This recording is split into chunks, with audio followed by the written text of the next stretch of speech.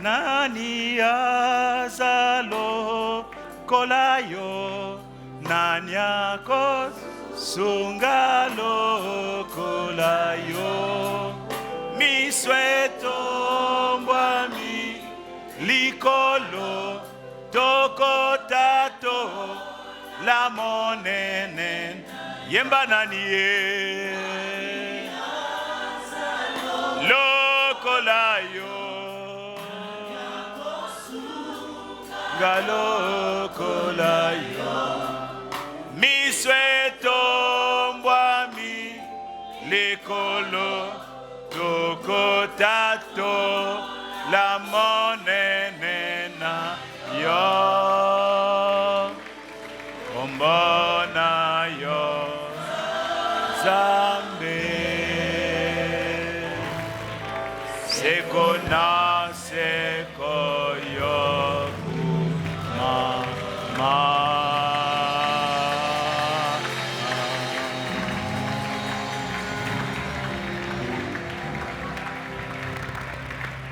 C'est cela notre attente, c'est cela notre prière. C'est qu'on a seko au kumama. C'est qu'on a seko règne. Yonde seko na seko. Ce qui te dit que na cesse seko, yonde cesse seko. Seko na seko au kumama. Règne dans nos vies, règne dans nos pensées, règne dans nos maisons, règne dans nos familles, règne dans nos activités, règne dans notre santé, règne dans notre église, règne dans la vie de nos enfants, règne notre Dieu dans les études de nos enfants, règne notre Dieu dans nos affaires, règne dans tout ce que nous entreprenons, Seigneur, règne dans notre sainteté, dans notre chrétienté, règne Jésus. Règne. Pour toujours, règne. Pour toujours. Nous nous abandonnons entre tes mains, Seigneur. Pendant les minutes qui suivent, nous allons nous efforcer d'apporter ta parole à ton peuple. Tu sais combien nous comptons sur toi pour que nous puissions réellement communiquer quelque chose à ton peuple.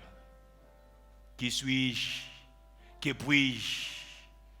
C'est toi qui es tout. C'est toi qui as tout. Il est question et de ta parole et de ton peuple. Tu peux te passer de moi, tu le sais.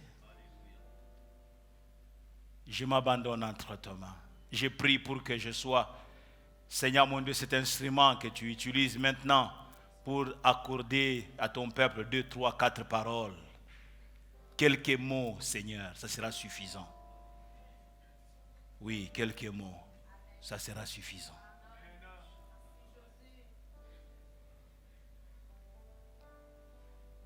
Nous comptons sur toi, Seigneur. Merci, Jésus. Amen. Gloire au Seigneur. Que Dieu soit béni. Dieu soit glorifié. Nous bénissons le Seigneur pour toutes les différentes interventions lors de ce jour à Yano. Waouh, quel programme! Et je peux te rassurer que des retombées vont, passez-moi vont retomber, des retombées vont tomber dans ton gibecière. Ça c'est sûr. Oh amen. Parce que Dieu ne peut pas réunir son peuple comme ça a été le cas pour rien. Tout simplement pour amuser la galerie. Non, quand son peuple crie, l'Éternel entend. Alléluia. Et j'aimerais te rassurer que Dieu a entendu tes cris. Et il va te délivrer de toutes tes frayeurs. Oh, Dieu soit béni.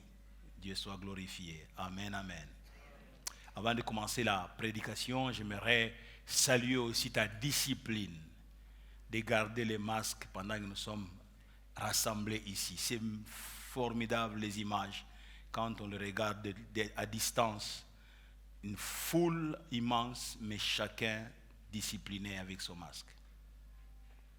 C'est extraordinaire. D'où nous sommes passés partout, même sur la place publique, même quand tu es en train de marcher seul, tu as le masque. Même quand tu marches seul, tu as le masque. Et nous voulons continuer à crier au Seigneur afin qu'il apporte une solution efficace à ces problèmes que le monde est en train de connaître et que Dieu nous soutienne tous. Amen. Cette année, la pensée que Dieu a imposée dans notre esprit, c'est l'année de l'enlèvement, comme vous le savez. Qu'est-ce que je dis? Ah oui, ce n'est pas par hasard. Non. Tu sais pourquoi ça ne peut pas sortir? Parce que j'ai le texte là. Et je parle de l'enlèvement.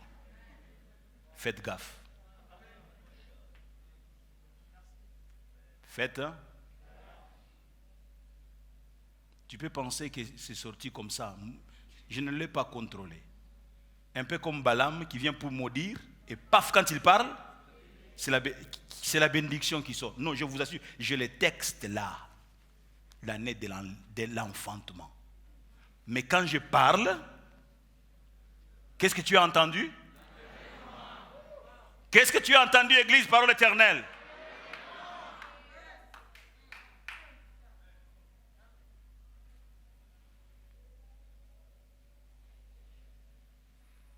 Oh Seigneur, qu'est-ce que tu as voulu dire?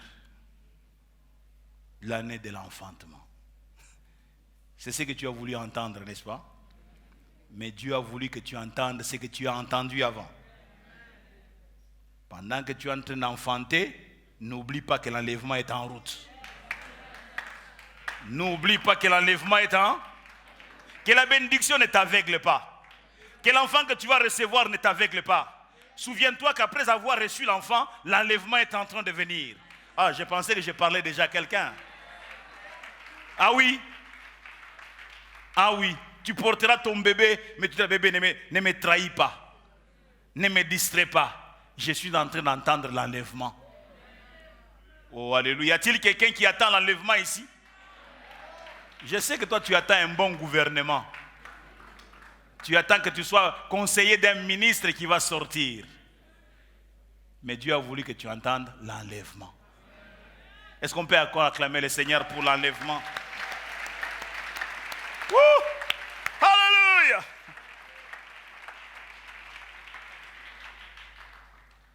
Apocalypse 12. Un grand signe parut dans le ciel. Une femme enveloppée du soleil, la lune sous ses pieds et une couronne de 12 étoiles sur sa tête.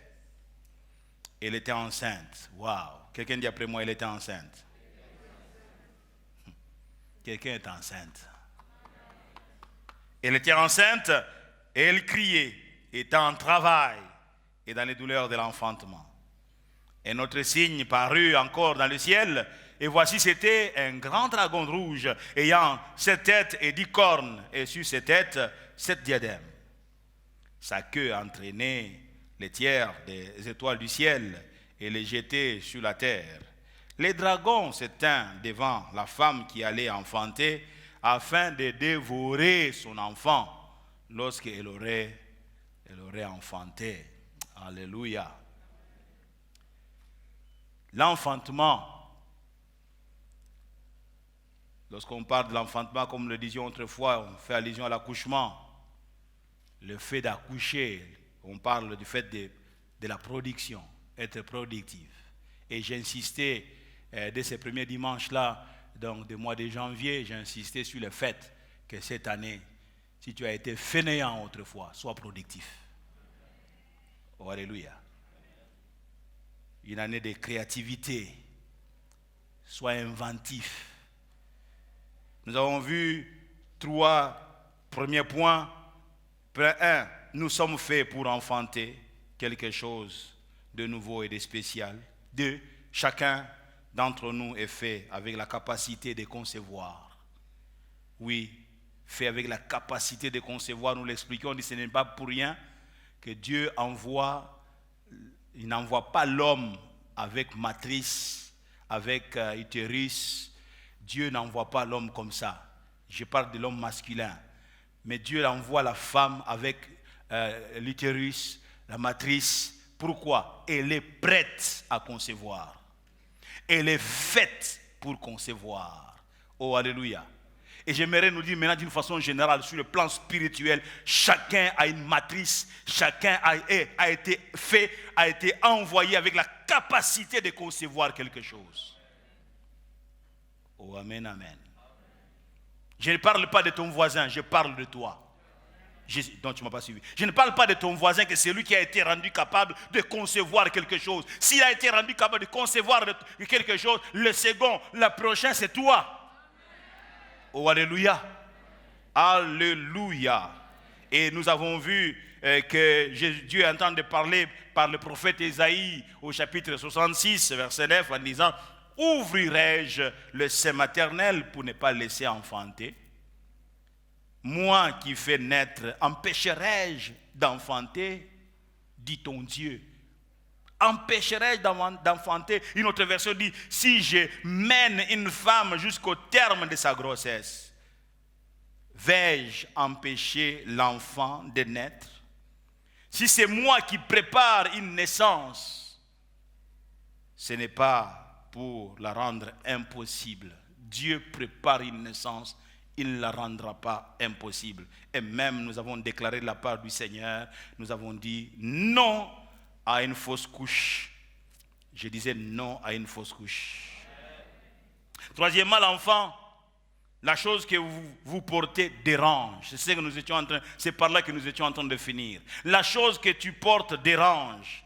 Quand l'idée de commencer quelque chose, nous le disions autrefois, est dans ton cœur, elle ne dérange pas le diable, elle n'attire pas encore mépris, adversité de l'entourage, mais dès l'instant où tu te décides de la laisser voir le jour, le diable sort ses griffes. Là, il est dérangé, là, il se déchaîne. Quand vous voulez enfanter, bien-aimés, quand vous voulez enfanter, quand vous voulez sortir ce qui est en vous, c'est là que l'adversaire devient fou. C'est là que l'adversaire deviendra fou. Pour lui, tous peuvent produire quelque chose, mais sauf toi. Tous, pas toi. Mais la bonne nouvelle est que tu enfanteras. Tu n'auras pas une grossesse de 32 mois. Lorsque le temps est fixé, ce temps fixé finit par produire quelque chose. Oh, amen, amen. Oh, alléluia. Écoutez, bien-aimés dans le Seigneur, le moment de l'enfantement d'une chose est l'un des moments où l'ennemi nous attaque sans pitié. C'est un des moments où l'ennemi nous attaque sans pitié pour arrêter l'action. Il veut à tout prix arrêter l'action. La Bible dit au verset 4 de ce chapitre 12 de l'Apocalypse, dit que à partir du milieu, les dragons s'éteignent devant la femme qui allait enfanter. Pourquoi? Non pas pour pouvoir sécuriser la naissance de l'enfant, pour pouvoir dévorer son enfant lorsqu'elle aurait enfanté. J'ai vu voir à Yvette, mon épouse, une image, je ne sais pas s'il va se souvenir d'où nous étions, sur Internet. Je ne sais pas comment on les appelle encore, ces animaux qui sont des gibiers pratiquement pour les lions, les tigres en forêt, les antilopes. Une antilope est en train de mettre bas. Et la tête était déjà sortie. Et puis les léopards se pointent. Et elle l'a accouché. Donc, dans la précipitation, paf, elle s'est sauvée. Elle s'est sauvée et en laissant son petit là qui est encore à terre, qui ne sait même pas ce qui arrive. à peine né, à peine dans l'adversité. Tu te souviens? À peine né et à peine dans l'adversité. La maman s'est sauvée. Sauve qui paie. Moi. Mais tu as conjugué le verbe bendaner, mais en laissant ton enfant. C'est l'image ici. Les dragons étaient là. Mais j'ai beaucoup aimé. Je ne sais pas qu'est-ce qui s'est passé. J'étais là, j'étais mon épouse, mais non, j'étais en train de faire des commentaires, ne sachant pas comment l'événement va se passer. Je dis, franchement, donc à peine né, et il va devenir quelque chose à croquer pour ces fauves. Je vois cet animal féroce saisir la tête de cette petite antilope par là. Je dis, oh, c'est fini. Non, c'est bizarre ce que j'ai vu. Au lieu de croquer ces petites antilopes, non, il l'a lâché, il a regardé à gauche, à droite, et le léopard le reprend. Bizarrement, il l'a amené. Et en a fait son petit. Oui, parce que jusqu'à ce que cette vidéo termine, non, ils étaient en train de jouer jusqu'à les petits, parce que le petit de l'Antiope est faible, jusqu'à ce que maintenant il a pris ses forces, il commence à sautiller, et l'autre est en train de les cogner comme ça. Ils étaient en train de s'amuser. Ce qui sortira de toi, ce qui sortira de même lorsque le dragon sera là, non, il ne saura pas comment cet enfant va se sauver. Je dis qu'il ne saura pas comment cet enfant prendra de l'envol. Je dis que ce qui sortira de toi prendra de l'envol. Oh, alléluia. Alléluia. Les dragons s'éteignent devant la femme qui allait enfanter afin de dévorer son enfant lorsqu'elle l'aurait enfanté. Verset 5. Elle enfanta un fils qui doit paître toutes les nations. Ce n'est pas n'importe quel fils. Elle enfanta le fils qui doit paître toutes les nations avec une verge de fer. Écoutez la suite de ces versets. Et son enfant fut enlevé vers Dieu et vers son trône. Le dragon n'a pas pu dévorer l'enfant. Il y a quelque chose cette année qui doit sortir de toi. Il y a quelque chose qui doit prendre corps. Il y a quelque chose qui doit prendre de l'allure. Il y a quelque chose qui doit prendre du volume. Il y a quelque chose qui doit prendre une dimension bien-aimée. Tout ce temps, peut-être, rien de bon n'est sorti de toi. J'ai une bonne nouvelle de la part du Seigneur à t'annoncer. C'est que quelque chose de, non seulement de bien, non seulement de bon, mais quelque chose de fort, quelque chose de puissant, quelque chose de palpable sortira de toi. Et tout œil le verra. J'ai dit tout œil le verra. Oh, alléluia. Le début et la fin de ce que vous voulez faire énerve l'ennemi. Ça l'énerve. Plus vous vous approchez du temps d'enfanter quelque chose, plus le diable se lèvera contre vous. Pourquoi tous ces combats chaque fois que je vais faire quelque chose? Oui, c'est normal. Parce que ce qu'il y a d'important qui doit sortir de toi, ça ne sortira pas facilement. Alors ne baisse pas les bras. Quand tu vois les dragons s'approcher, j'ai dit à quelqu'un, ne baisse pas les bras. Quand tu vois l'adversité, sache que donc tu es dans les bons. C'est quelque chose de puissant qui veut sortir de toi et qu'on veut prendre. Alors tiens-toi bien, alors sur tes pieds et attends que cela puisse sortir et fais ce que tu dois faire. Dans cette affaire-là, pendant que tu es en train d'accoucher, tu n'es pas seul. Généralement, quand on accouche, on est faible. Vous le savez, n'est-ce pas? Quand une femme a poussé l'enfant, il y a quelqu'un d'autre qui doit recueillir l'enfant. Ce n'est pas la maman elle-même qui recueille l'enfant. Maman, pour toi, ça s'est passé différemment. Tu es faible. Elle est faible. on la gère, mais d'autres personnes récupèrent. Hein? D'autres personnes récupèrent l'enfant.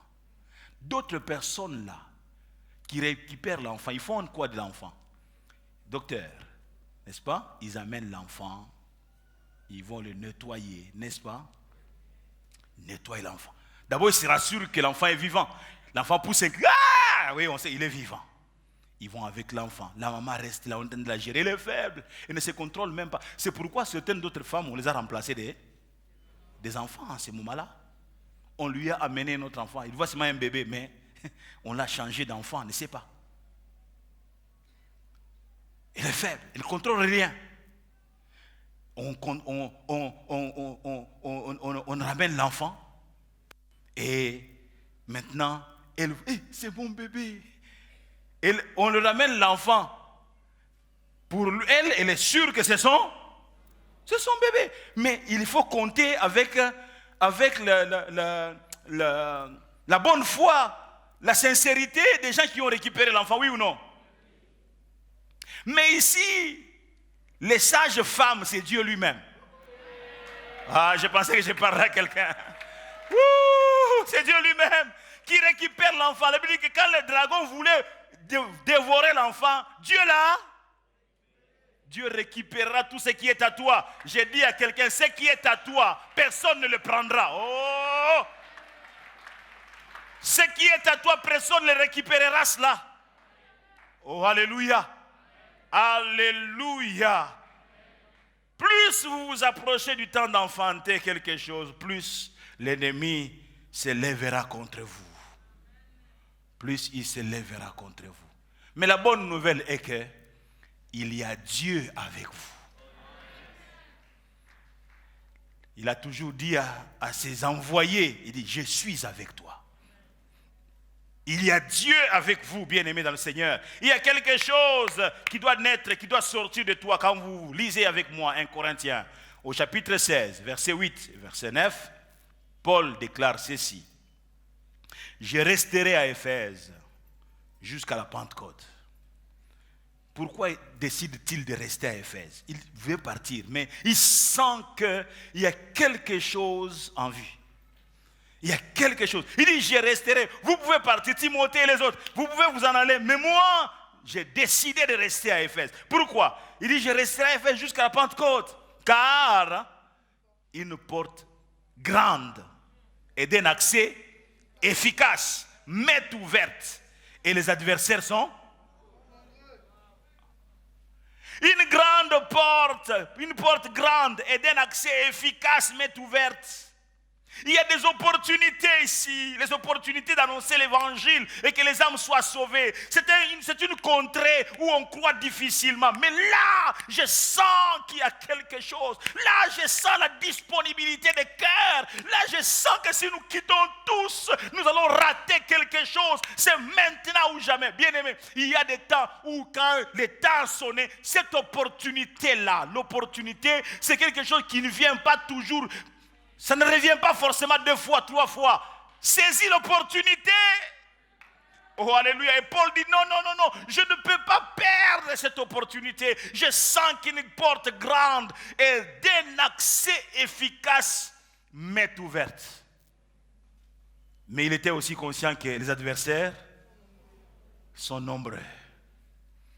Donc quand l'enfant vient naître là, il y a des adversaires. Il y a des adversaires. Mais il dit, je ne perds pas cette opportunité. Frères et sœurs, cette année est une année où il y aura une grande porte. Une porte grande et d'un accès efficace. Elle est ouverte pour chacun. Chacun dans son domaine. Chacun dans son domaine. Ah, il y a une femme qui attend en famille, ça fait plus de 5 ans. Cette année, c'est l'année de l'opportunité. Oui, je ne sais pas à qui je parle, mais je sens que les 5 années ont été suffisantes.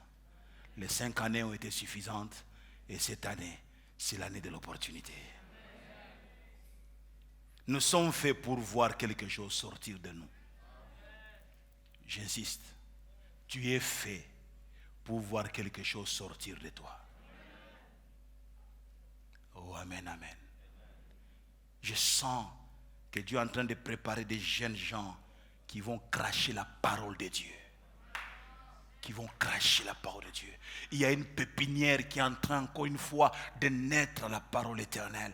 Des gens qui vont être une bénédiction comme pas possible, pas seulement pour la maison ici, mais partout ailleurs où le Seigneur les enverrait. Ils seront une bénédiction. Je sens qu'il y a cette grossesse-là, cet enfant-là qui est en train de venir. Je sens ça. Quand vous vous attendez qu'à des opportunités d'affaires, finances, moi je peux voir cette opportunité-là. Que des jeunes gens sortiront de moi pour devenir une bénédiction. Oh, je bénis Dieu. Vous savez, il y a des moments où le leader a peur du fait que quelqu'un l'a trahi, mais je n'ai pas peur qu'on me trahisse. Même celui qui me trahit prêchera encore la parole. Il prêchera encore la parole. Alors il faut former encore. Alléluia.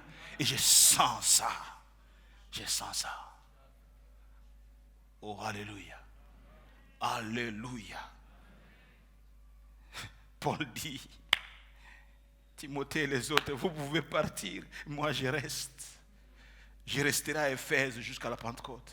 Car une porte grande et d'un accès efficace m'est ouverte. Et les adversaires sont nombreux. Alors je ne veux pas m'éloigner.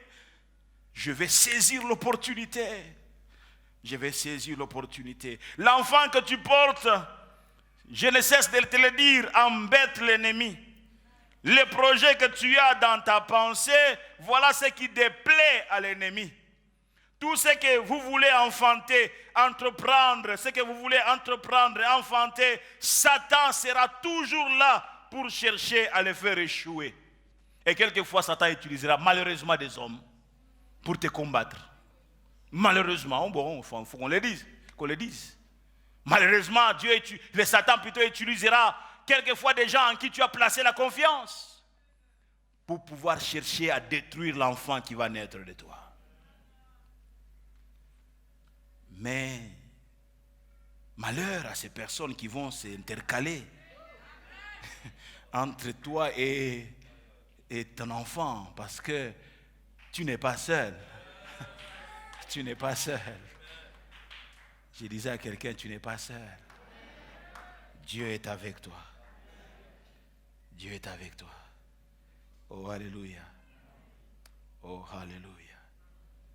La bonne nouvelle est que l'enfant échappera à la vigilance. On parle de vigilance, c'est au féminin, n'est-ce pas? Oui. L'enfant va échapper. Cette image que j'ai vue sur les réseaux sociaux m'a troublé. Et ça m'a encore enrichi dans ces sujets ici. Alléluia. Les dragons s'éteignent devant la femme qui allait enfanter afin de dévorer son enfant. Et il était très sûr qu'il dévorera cet enfant. Quand on enfante, comme je l'ai expliqué, on est dans une position de faiblesse. On ne sait pas se défendre. On ne sait pas se défendre. On ne sait pas non plus défendre l'enfant qui est en train de naître. Mais nous ne sommes pas seuls. Nous ne sommes pas seuls. Alléluia. Venez avec moi, vous allez voir cette image. Venez avec moi dans Exode, au chapitre 1er, à partir du verset 15. Exode. Les Israélites sont en Égypte. Les Égyptiens leur sont défavorables. Il faut détruire tous les enfants mâles qui sont en train de naître. Et quand vous arrivez au verset 15 et les suivants, il était que le roi d'Égypte parla aussi aux sages femmes des Hébreux nommées l'une Shipra et l'autre Pua. Il leur dit, quand vous accoucherez les femmes des Hébreux et que vous les verrez sur le siège, si c'est un garçon, faites-le mourir. Et si c'est une fille, laissez-la vivre. Donc, tout ce qui peut assurer la défense du peuple, il faut les détruire. Laisser les choses faibles. On parle ici de la femme qui est faible physiquement, qui ne peut pas prendre les armes en ce temps-là et aller affronter les Égyptiens. Il faut détruire les mâles. Verset 17. Mais les sages femmes craignirent Dieu et ne firent point ce que leur avait dit le roi d'Égypte. Elles laissèrent vivre les enfants. Elles laissèrent vivre. Le roi d'Égypte appela les sages-femmes et leur dit, pourquoi avez-vous agi ainsi et avez-vous laissé vivre les enfants? Pourquoi avez-vous laissé vivre les enfants? J'ai dit, ton enfant vivra. Ton enfant vivra et le roi d'Égypte ne peut rien y faire.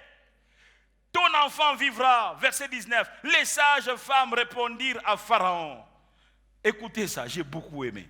Écoutez ça. C'est que les femmes des Hébreux ne sont pas comme les Égyptiennes. Elles sont vigoureuses et elles accouchent avant l'arrivée des sages femmes. Elles accouchent avant l'arrivée de la sage femme. Tu vas accoucher avant. Ah, est-ce que tu peux m'entendre? Est-ce que tu peux entendre cette parole? Je disais, tu accoucheras avant que l'on prenne l'enfant pour le détruire, avant que l'on détruise l'enfant, avant qu'on ne puisse planifier les mâles pour l'enfant. Tu auras accouché. Tu auras accouché. Et ton enfant sera protégé, gardé pendant 3 mois.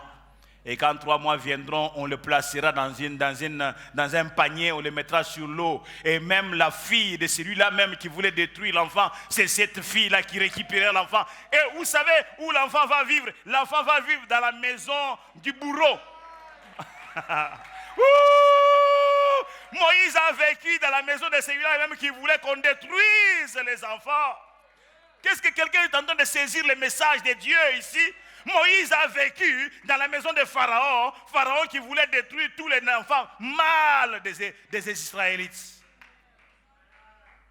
Il a vécu là-bas, bénéficiant de tous les meilleurs avantages, les atouts. Il a vécu là-bas. Il a vécu là-bas, Moïse. Pourquoi? C'est le libérateur de demain. Même histoire avec Apocalypse 12. C'est le sauveur, Jésus qui le sait. Frères, sœurs, j'étais en prière quand je recevais cette pensée. Quelque chose de puissant sortira de toi. C'est vrai, le dragon sera là. J'étais averti, ne panique pas outre mesure. Ne fuis pas comme maman antilope. Ne fuis pas comme maman antilope. Récupère l'enfant. Car l'enfant vivra. L'enfant vivra. Je t'entends dire, l'enfant vivra. Ce qui sortira de toi vivra. Vivra. Alléluia. Nous continuerons dimanche prochain. Que Dieu bénisse sa parole.